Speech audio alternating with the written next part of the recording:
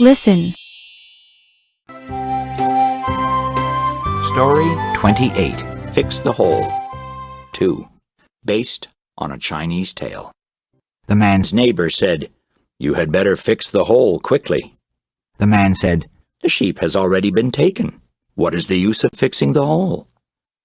Then, the next morning, when he went to check his sheep, he found that another sheep was missing.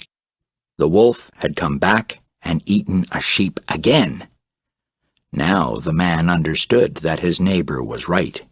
Immediately he fixed the hole. From then on, no more sheep were taken by the wolf. You need to fix the hole right away. Read aloud.